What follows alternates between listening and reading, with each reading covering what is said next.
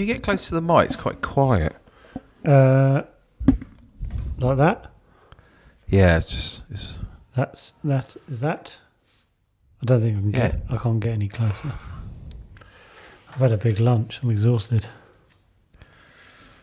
I'm nervous. Why are we so nervous about this?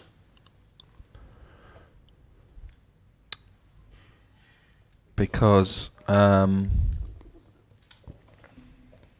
feel worthy.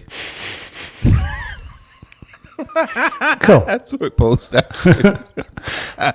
Do you worry we're wasting his time? Yeah. I do. Yeah. I feel like you're going, why am I doing this again? I know. And I'll be like, yeah, why are you? Fuck. Can we keep this to like... I've got to get all this out and tell him. Can we keep this to about 7 minutes so I don't feel like I just hope... I think you've mentioned it before, I've just got that worry that he's just staring at us going, oh, who are these imbeciles? Pair of wankers. You pair of wankers. Please don't think that. Please. Right, have you got other questions? Fuck it, we're so nervous. Have you got all the questions? Yeah, well, I don't want to just... I've just got to come out and tell him straight away that I'm not very good at this. And I was thinking that we did an interview for one of our other podcasts earlier, and I genuinely thought at one point I said, I think I'm a really bad interviewer. Yeah, I'm hanging on for dear life every minute. Christ knows what Parky was like. Well, I watched a bit of Norton after that one we just did. Did you? Yeah. To try and learn how to interview people. And how's he do it? Well, for a start, his body language is so relaxed. And he's just got a little 3-second quip like that all the time. But it's not long. It doesn't sort of stop the flow. It's a little dart. It doesn't sort of... like this bit now? Yeah. Because your head started to tilt as you're looking at me going... It's the questions when you sort of find yourself, right, what is the question I'm trying to ask after asking? Yeah, and do you know what I hate is when you go, so Joe. And I go, oh no, why are you... I say, so Joe? No. It's like you said earlier, like basically go to a question, but just you throwing to me, which should be fine. I never throw to you, do I, in the interviews? Yeah, but no, it's a bad thing. It's just my panic. I just go, oh no, now I've definitely got to do something. Oh, right. There's nothing wrong with it. I do it to you as well. There was a moment in the last interview where it was coming to the end of an answer. I was like, and you were bang with the next one. It was great. Oh, was it good? Right. No, you obviously think about, right, what should I ask? Yeah. But it was seamless. One time at the end of the interview. No, during the interview. No, like I said, it was coming to the end and there was one question. So for 54 minutes, it was... Why is it like a pregnant pause for a second, like unbearable? I don't know. Because it doesn't feel like a conversation, that's why. It feels like an interview and you want it to feel like a conversation, don't you? Yeah, but you can have silences in conversations, can't you?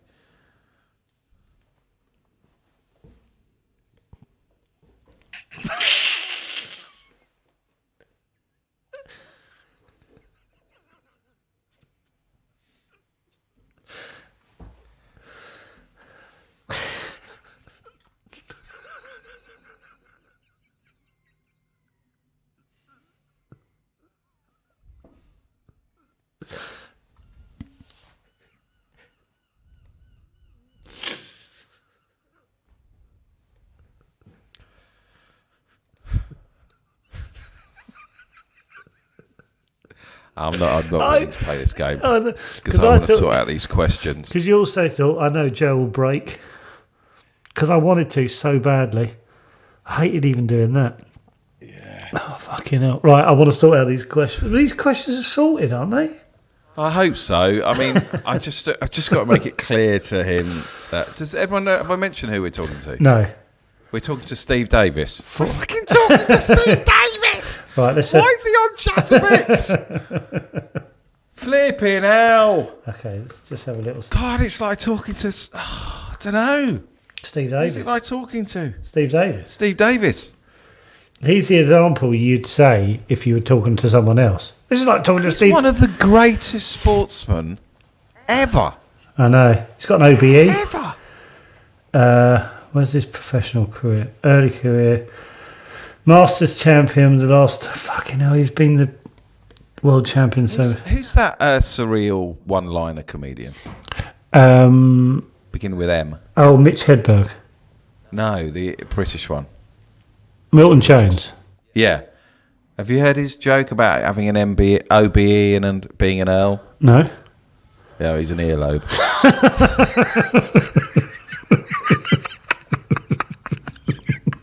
It's good, isn't it? It's really good. Can't use that on his next tour, can he now? No. Oh my God. Steve Davis is here. Oh no. God. Okay. Please, Joe. What do you Take mean? over. Don't throw to me straight away. Oh God. I feel like I would have gone a curtsy. Wow. God, I'm so nervous. Joy. Hello? Hello? Got it. Wow. Being recorded. Got it. Where are you? We can't see you. Oh. Are you really Steve Davis? No, but I've got, Well, oh my bugger gosh. me. It's I've got Steve shit Davis. lighting though. Oh, I'm not set up for it all. Oh. How you doing, right? What on earth have you stooped to this level for? That's what we were saying about you. yeah. Oh. We thought you'd been bullied into it or something. Which bloody hell. No, no. Is my microphone sure? right? I think Well, you sound good. Well, okay, fair enough, right. Yeah. I do apologise. My background is, I didn't embrace the Zoom world when it happened. Don't worry. I'm wearing dungarees. Don't worry I'm about really it. embarrassed by the size of my mic now. Listen, I'm in awe. I watch. I know you. Oh, bloody What? hell. Do you? Of course I fucking do. Steve Davis knows who we are. Oh, fucking I'm gonna know. write Anyway. Fucking hell. Steve Davis. Are we recording now, aren't we? Of course. We are, yeah. Yeah, sorry, is that all right? Can we say to begin with that we're terrible at podcasting? Yeah, we want to be honest. I've not worked it all out yet, but No, No, we're not very good at asking questions or that's listening. good. That's good. I've run out of answers now. I've been answering great. questions for so long. I mean, we did think that. We were like, how do we How do we make this less boring for you?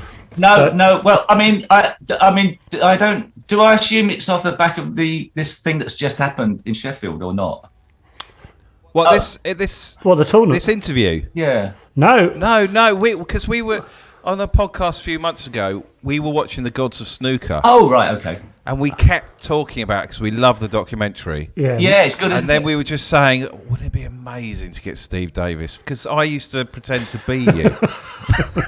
Really? Came in early with that, David. Did you have a wig or a mask?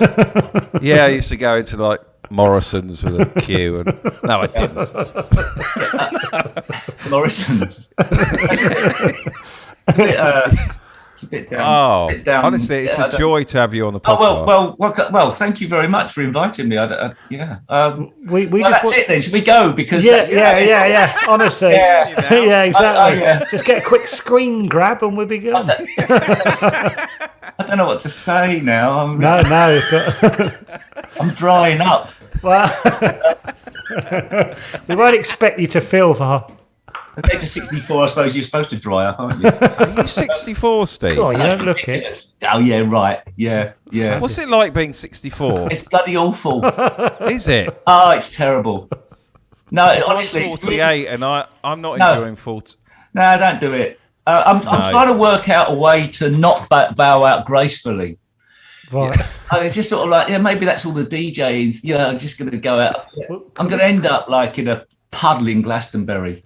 Well, when we heard you were DJing, I thought, where's he finding the energy to? Well, IPA. Yeah. 6%ers. I'm moving through the gears of that now. I'm trying to resist. No, but actually, my after World Championship resolution is to have no beer at home. There you go. Right, okay. No, fair. Yeah. Yeah. Have a Lockdown. Not even on a Lockdown. Friday. Not even on a Friday. Oh, that's okay. Yeah. yeah, Friday. Yeah, but I mean, the other days at home. Yeah. Unless there's people around. Unless we've got people around. Yeah, or there's something on the telly. So when you're doing your DJing, are you good doing going around the country? That's sort of how it works a bit. Well, I invite lots of people to come to my house, but they don't want to travel. No.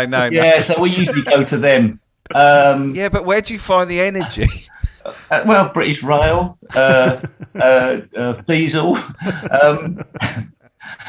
Well, do you know, I mean, like, it's like a bit, I suppose, if I was going to say one thing that you wouldn't think of me, that I've tried to, when you try and work out yourself, is, I suppose because what I did, you're a little bit of an adrenaline junkie. Like, I mean, the buzz of playing snooker was like just incredible. I mean, like, and I didn't really know that at the time because obviously I love the game, but then of course it's all about the competition and getting ready for that.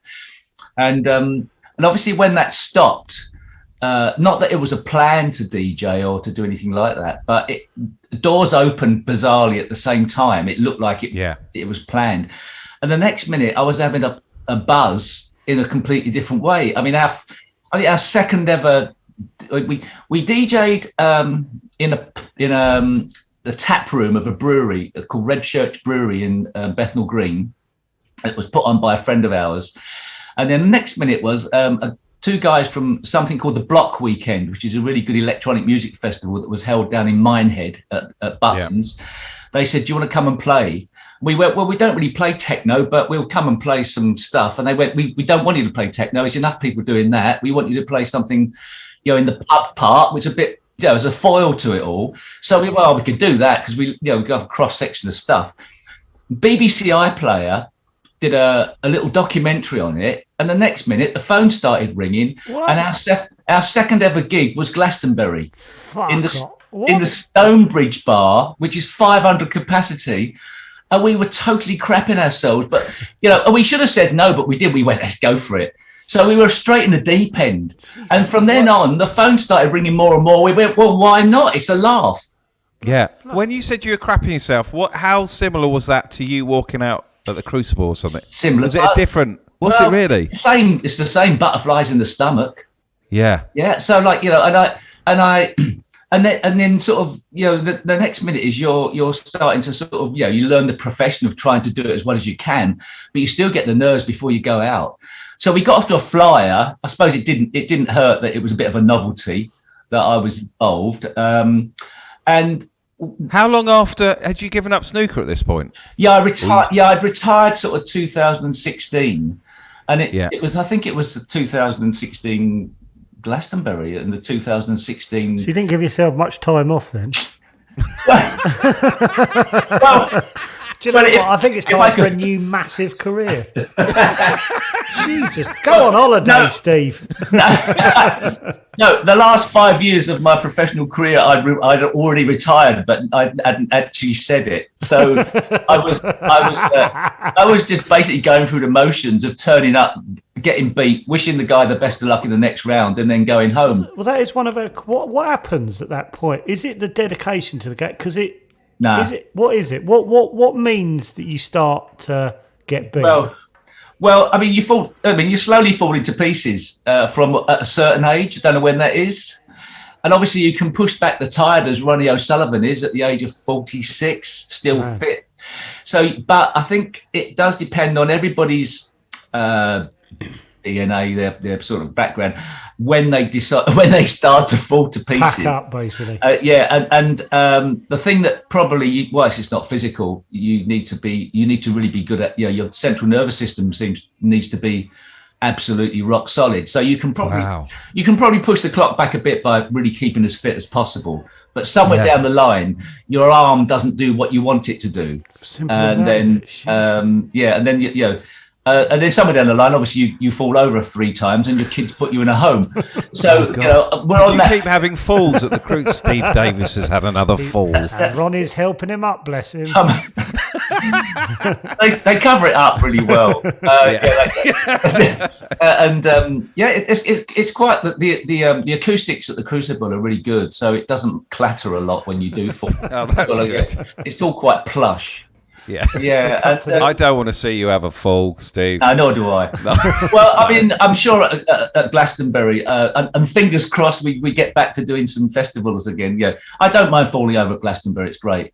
No, is there no Glastonbury this year then? Yeah, there is. But I mean, what they do is they book. Well, no, they book all the bands.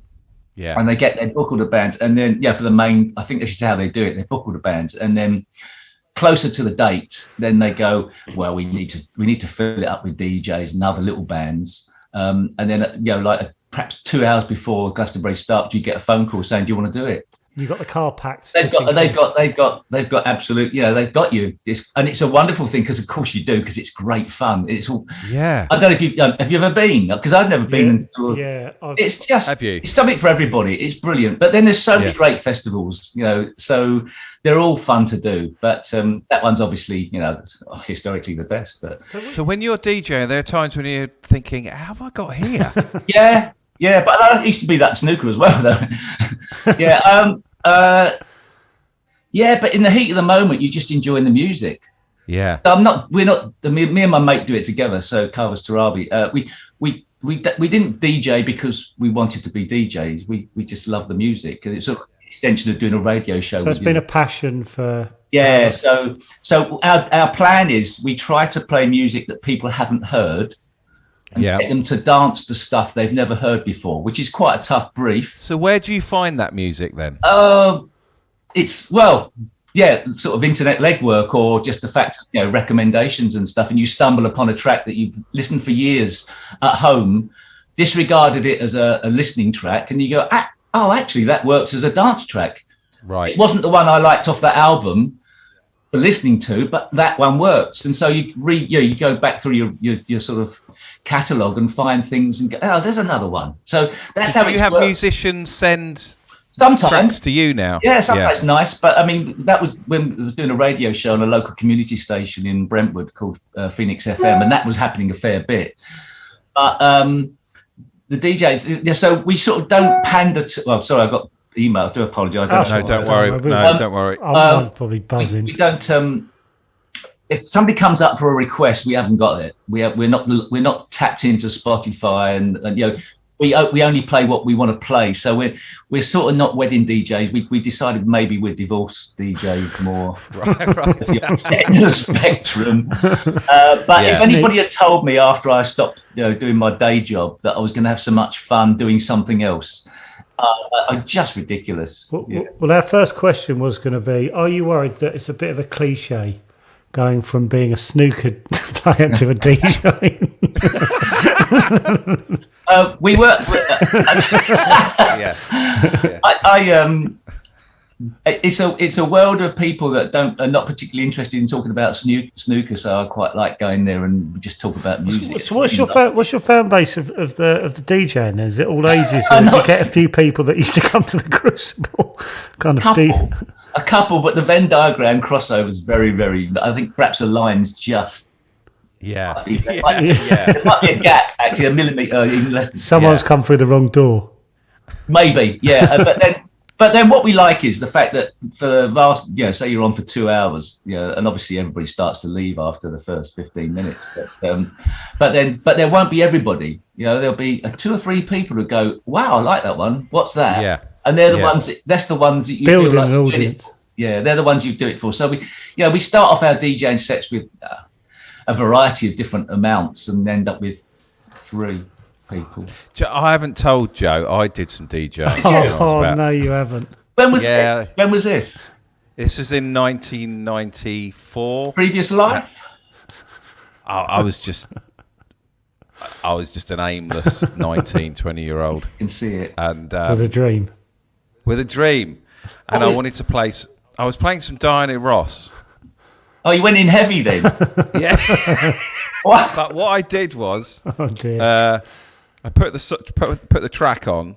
I was trying to be really cool, and I was in my local pub, and so no one was giving a damn about it. But I was really trying to be cool and playing songs that they hadn't heard. And then I got Another a track. record. I got a record, and I wasn't watching what I was doing, and I just put it on the record that was playing. So That's the first. yeah, that's an awful thing to do when you're DJing. Yeah. So the needle just scratched off. That's quite out there. Have you ever done that stuff?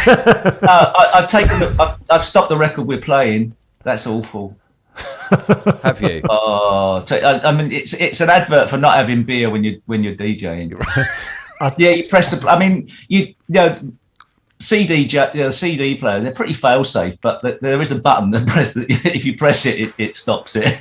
Yeah. What a stupid place to put the button. You know? Why put the button there? Put it underneath. Put it underneath. Underneath the table, so you can't knock Underneath your pint. Underneath your.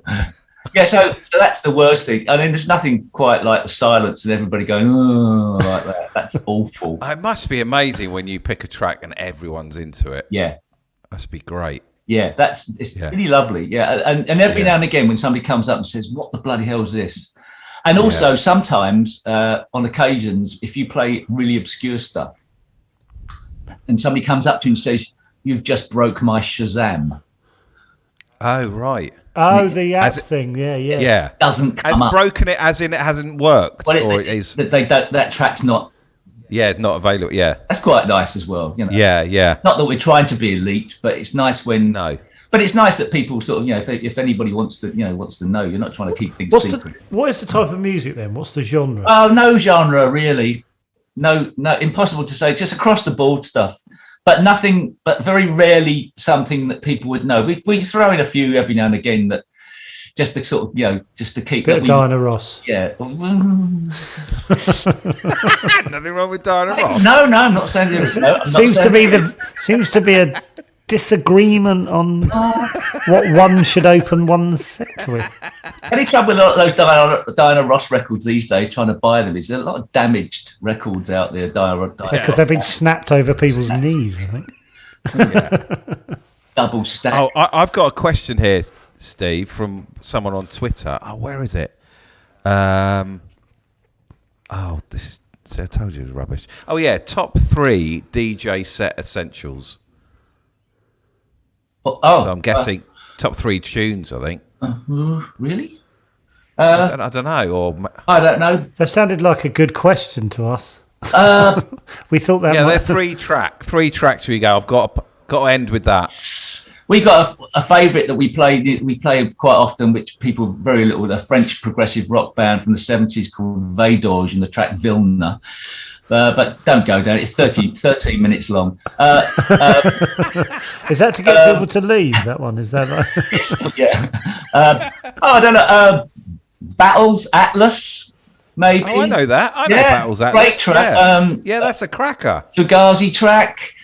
Talk Colour of Spring. Life is what you make. But we'll sort of mix it up. We might play the Beatles every now and again, but we're not absolutely, we. Joe's really into Roachford, Steve. Oh, great. Cuddly. Yeah. You ever slip in a bit of Cuddly Toy?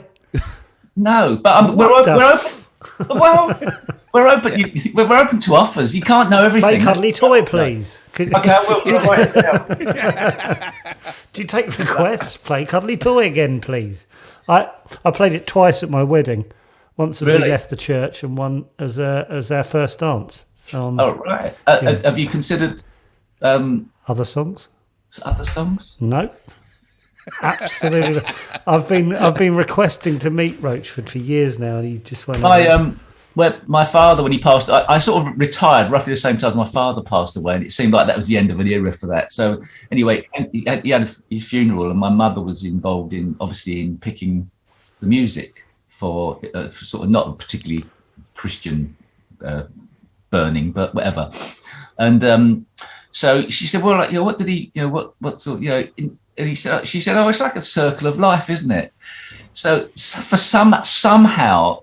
The Lion King track was played as my dad's coffin went through the curtains. He would have pissed himself laughing. It's sort of like African theme tune. Is that the one? Yeah, that one. He would have absolutely. I was laughing. But It was wonderful. Yeah. All these people going, what's this music? It was lovely. The other side, John. The other B side. Yeah, there wasn't a lot of that being played in working men's clubs in the 70s. So, well, no. I don't think it would have been his choice of music, but it was great. That's amazing. Steve, when you said you were nervous, say at the Crucible playing, you never looked nervous at all. Well, once you walk out... You hid it. Well, you hid it well. Once you walk out, you put in an act on, in a way. Even really? If you're not trying... You're in character, are you really? Sort of. Yeah, you're not trying to put an act on, but you're playing the part of a gladiator, sort of. Yeah. Especially at the Crucible, because it's got that feel to it. So, yeah, see, if you want to see how nervous the players are, see them in the dressing room 15 minutes before they walk out. That's another part.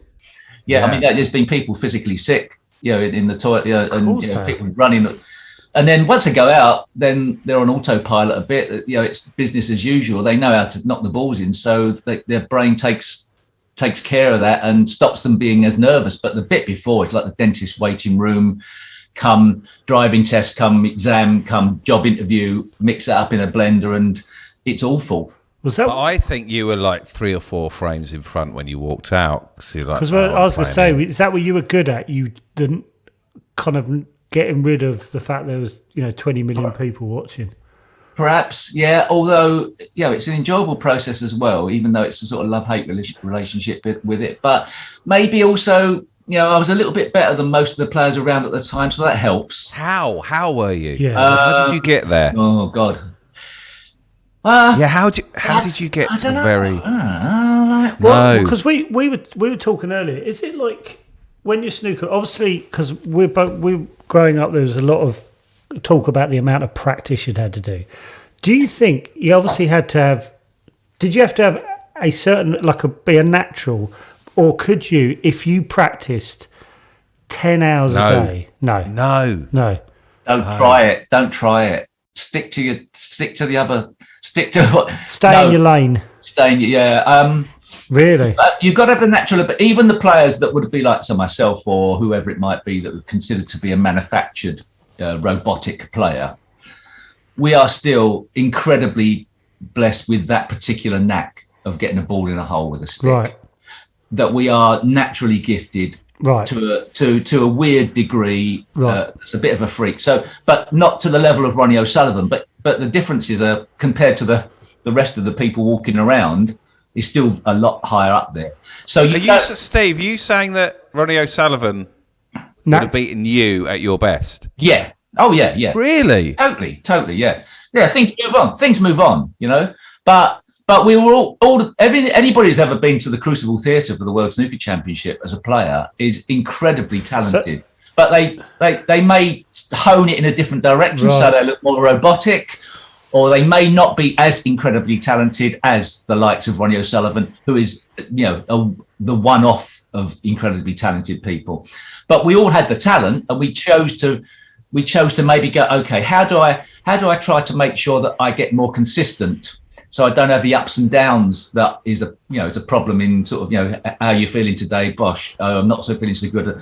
So you then work on the discipline of trying to have a method that may make you look more robotic, but you still got that talent. So trying to think of players who, that people know maybe doesn't really matter, but it's just the case that how do you go about being more professional once you've already established that you're good in the first place? And that's your work ethic, which is nothing to do with your talent. That's your mentality work ethic. Yeah. So all those players, if they hadn't done any practice, would still be the top 20 in the country, in the world. Yeah. So this 10,000 hours thing, it's an interesting... I think there was a guy, a journalist who liked golf, has done... I think he's given up now. He tried to do a blog come YouTube channel on... him trying to do 10,000 hours practice as a golfer to see if he could get down to scratch as a golfer. And he got down to, I think, 5 handicap. He couldn't get any further because he didn't have the talent. Right. So he's proven that it's not just the 10,000, whatever it is. Yeah. Steve, I got to the final of my local pub pool competition and lost to a bloke called Kiwi who's banging to LSD. Oh, really? Yeah. Well, there is a. But I got to the final. I was really proud, and I won 30 quid. No drug testing. No, not in those days. Did you feel like you had an unfair advantage, or? I thought I was good, Steve. He was obviously, if he was being in If he's off his box and he's beating you. Yeah, I mean, that took me down a rung or two.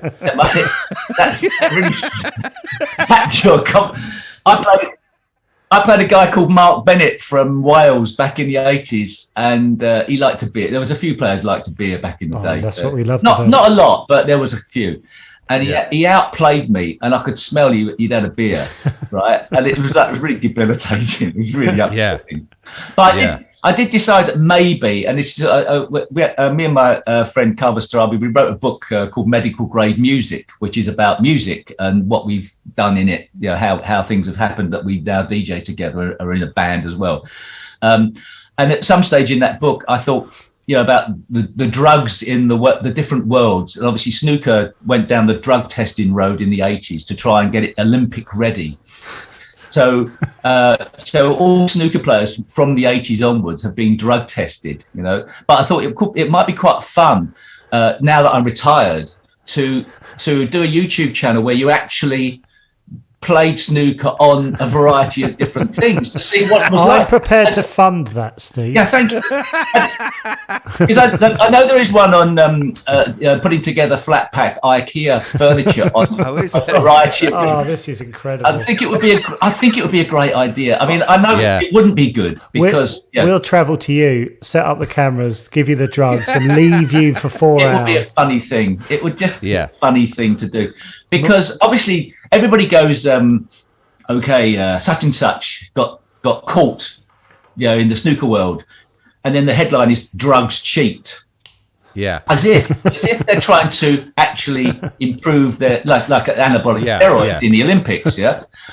But so I always felt it was a bit unfair on the people that were deciding what they wanted to take socially. Yeah, it's not. Yeah. It's when not giving alcohol, you an edge. When alcohol is the worst drug out there, and then they were being called a drugs cheat when and they weren't trying to cheat. It just so happened that they just had to go. Oh, they'd have a nice weekend. Yeah, if I'd known this about you, Steve, I'm not. Like, I think I knew you were a drugs mule. No, what I mean is, I'm not. The Steve is holding up herbal remedies for his knees. It's this and Sanatogen, but I just think it would be funny. Yeah, it would be 100%. A funny thing. I've always wanted to do it in a controlled environment, obviously in a very, very safe place. Try drink driving. Like in a field away from it. Oh, right. Oh, I see. Like, not where I'd ever be anywhere. Like, I'm 100 miles from any other person. Just parking. See what your parking's like. Yeah, see if I could parallel park. Well, I don't know what insurance policy you've got for your car. It's pretty decent, to be honest with you. Well, you could try Tesco car park. That's quite a controlled environment. I mean, there's only a few kids. Keep away from the kid where the bit. Yeah, they skateboard near there, so I feel... Yeah. Maybe I should go to the safari. Anyway, it's not going to happen. But maybe just before I get put in the home, I'll try. If we can get 6 or 7 different types of drugs, are you up for it? 6 or 7. We'd have to do it over a long weekend because we'd have to hire a camera. So it'd be a hell of a weekend, Steve. Oh yeah. There'd be some highs and lows. I don't think you're going to get a 147 again. Oh, well, I might. Well, you might do. You might do, or you might think ketamine's really good for 147. You might do, but you may make a one break and think it is a 147. Yeah. But what I probably could do is to try and convince Dennis Taylor we could recreate the 1985 World Championship off your box. No longer on the box, they're off the box. I can see him with his glasses. Wow, that would be incredible. His glasses would look the right way up. Yeah, but that's obviously that's once I've been sacked by the BBC as a commentator. Yeah, well, we're prepared to wait. Okay, well let's make a date a bit like I think the Sparks guy said when they were at some stage they said they were going to be at standing at Piccadilly at 3 o'clock in 20 years' time or something, and then the guy turned up or something like that. What's today's date? May the 4th, 2032. Okay. Yeah, okay. We'll where should we meet and get off our box? Where's a good place to get off your box? I don't know. As I say, we're prepared to travel to you. What about the M25? Somewhere on the M25. Okay, well, there have to be in Clackett Lane Services. Do you know Clackett Lane Services? South Mims. South Mims, fine. South Mims. The lorry bit. The lorry bit. Put a tape in the lorry bit. 10 years' time. It would have to be in 10 years' time because I seriously have to prepare for this. And I'm not going to be prepared in, I love the fact every now and then you get a little, oh God, in a couple of years I've got to take LSD in South Mims. God, it comes around quick, doesn't it? Yeah, because you always think it's never going to happen. It does. It always comes around again, doesn't it? Steve, it's Joe and David. Where are you? We're here. I'll give you my agent's number. I'm sure that's something. Yeah. Do you know what? Proud of you. I think having talked to him a bit, he'd be up for it.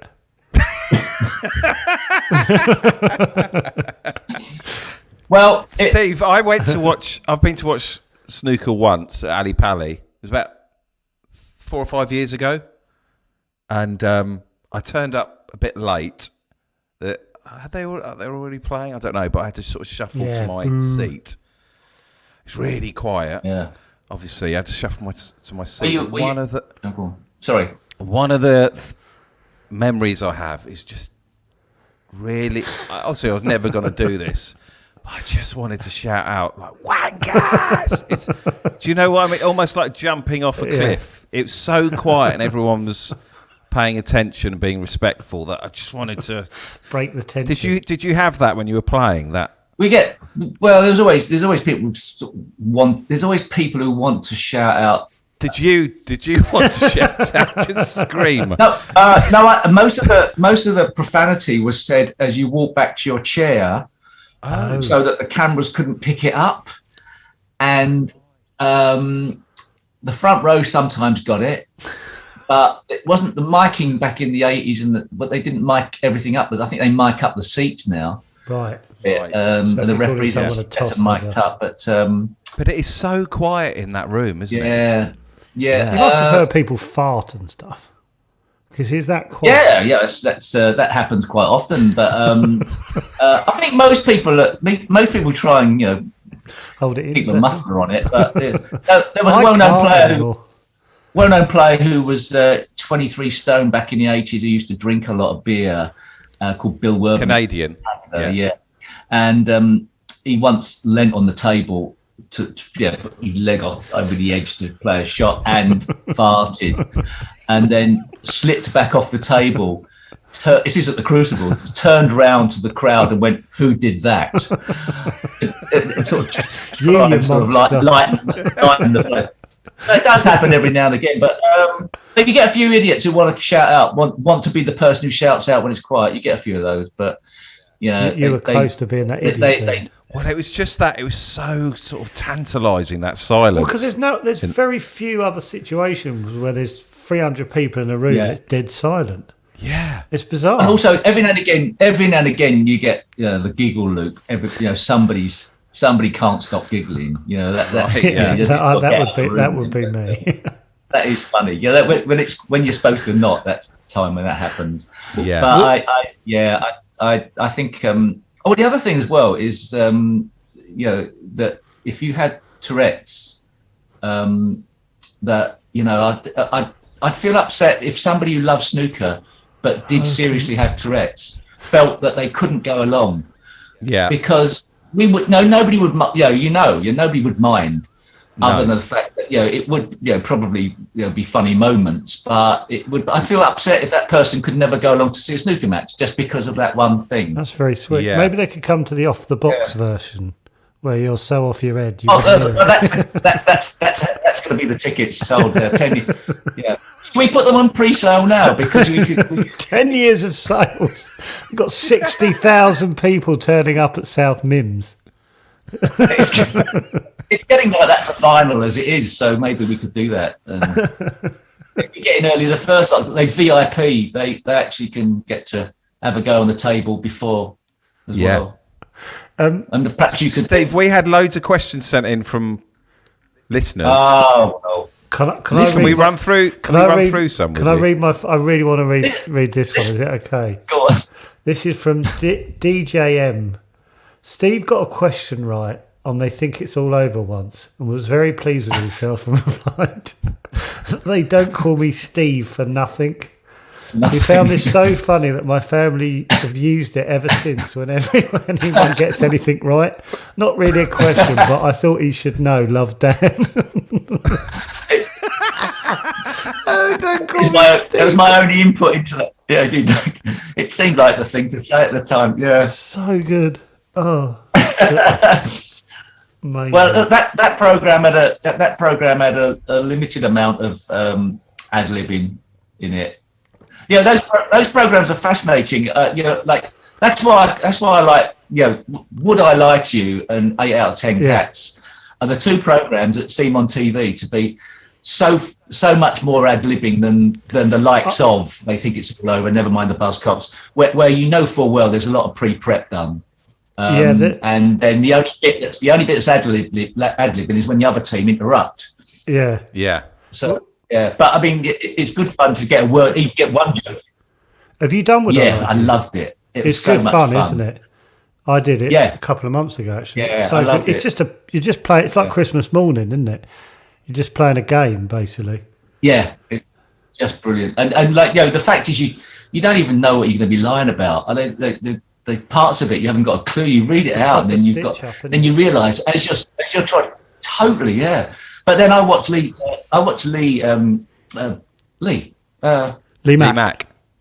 Mack. I watch him, and I don't know if he read out a card. Did I know it was a lie? I think I did. I don't know why. Perhaps it was on the. Anyway, I watched him make up a load of bullshit on the spot that he didn't know anything about. What a star on the spot coming up with it. Incredible. He's got amazingly quick brain. I supported him a few gigs a few years ago, and he does a bit at the end where he says shouts, basically heckle me basically, and people shout all this stuff, and they sort of haven't finished the end of their sentence, and he's sort of constructed a joke response. It's sort of a bit weird. Is how fast his brain works, and he says he can only do that at the end of the set because he wasn't showing off. He says because it's so mind bending for the audience, you can't really follow it because he sort of just you sort of leave the building going, what have I just seen? And it's just it's mad. You can't really there's no one else like him basically. He's got the quickest brain. Ridiculous, funny bugger as well. Yeah. Steve, this is from Robert Hammond. Go for it. Yeah. Sorry. How much of a fine line is there between working out all the angles, lining up your next shot, or just smashing the shit out of the pack and hoping for the best? Is that the last few years? There are times when you feel like doing that, and occasionally there are times when that's the right thing to do. Bizarrely, and it happened a couple of times. Yeah, but when a guy snookers you and like you can't see a way out of the shot without giving the other guy a shot, then sometimes it's the best policy to rip into him and try and mess the table up. And every now and again you shoot one, and then there's no point in saying sorry. Just walk around the table and mop them up. Hopefully, I was going to say, do you have to pretend you haven't just? But the frustration. Sorry, go on, Steve. Yeah. Controlled smashing. What point of your career, Steve, did you feel like the balance was tipping and new guys were turning up and winning? Did you feel Stephen Hendry. Yeah. Stephen Hendry in the 90s, all of a sudden I realised he was playing a modern day aggressive style of play that I'd not had to delve into because I was able to control things as it was. And And then all of a sudden he was starting attacking more, which was something that maybe had been not frowned upon, but people say, oh, that's the wrong shot to go for. And then all of a sudden he came along and proved it wasn't the wrong shot to go for. And then the floodgates opened of more accurate, more tightrope walk style players. And I had to try and learn as an older dog to play shots in a different way, which was hard to do because you're setting your ways a bit. And then now the players are just incredible. What they walk the tightrope so many times of playing a shot, knowing full well they could lose everything. They get it. They're just so much more hardened and conditioned to that. So that was when it first started. I started to realise. But in any sport that's a popular sport, there's always people that come along, raise the bar up to another level. Steve Kennedy was very much that, and now Ronnie O'Sullivan, John Higgins, Mark Williams are ones that seem to have done that again. Hard to know how far they can move on from now, because it feels like they're probably like getting close to what's achievable for a human. Yeah. What was your last great victory? The last time I won a match, or the one you were proud of? I won the Masters '97. That's ages ago though. Now, well, I beat Ronnie O'Sullivan when he was supposed to beat me. My best result recently was 2010. Even that's miles ago. When I beat John Higgins, who was the current world champion, and I was supposed to be just in the studio doing commentary and things, really. But I qualified for Sheffield, and I beat John Higgins and got to the quarterfinals. And I beat John, and that was like, and I was over 50. I think it was 53. Yeah, 53, and it felt like a match I shouldn't have won. That was like better than winning world championships. Yeah. Looking back at the gods of snooker now, you look at Doug Mountjoy. Yeah. Thought, well, he's 60 odd there, and then he's like, oh no, he's 32. when Dennis Taylor won, Ray Reardon was like 26. I know. Yeah. Well, when Dennis Taylor won the world championship, he was 35. Was he? Yeah, crazy. Wow. Yeah. Wow. So Ray Reardon was the oldest world championship winner at the Crucible ever. I forget exactly, but Ronnie's just beaten him. So Ronnie's now the oldest ever winner of the World Snooker Championship. Was he 48? Like 46, I think. 46. 46 or 47, somewhere around that. Yeah. But like it's like policemen, they look a bit young all the time. My granddad played Joe Davis, Steve. Yeah, he played county level. He played Joe Davis and won a frame. Was he on LSD? Was he on LSD? Yeah, I think so. He was doing some show called Off Your Box. It never took off in the 70s, but they're bringing it back. Of it. Was one of the this question I want. Where's the question? I can't remember it's from. Here we go. Oh yeah, what was it like being on Big Break? Which I thought was a great question. Oh wow! when it first came on, I thought, "Oh, this is not good for snooker." But it actually was great fun for snooker. It was a swathe of kids who grew up watching Big Break who became snooker fans as a result of that program. It was of its time. The best bit about Big Break was when Tony Drago went on once, because they were giving prizes usually it was a holiday. They were giving out. They'd moved on from caravans and speedboats from the darts world, and it was a holiday. Australia for 2 weeks or something. So the person who was answering the questions to try and get as many questions right for the player to then try and knock the balls in a time frame. And that's how it worked. So the end of it was the more questions they got right, the more reds got taken off the table, and then the guy had a minute to try and a minute to pot the ball. And Tony Drago, first ever time Tony Drago was one of the fastest players in the game. He knocked the balls in well amount of time. Hey, everybody's like, Tony Drago's going, yay, thinking that he had also won a holiday to Australia.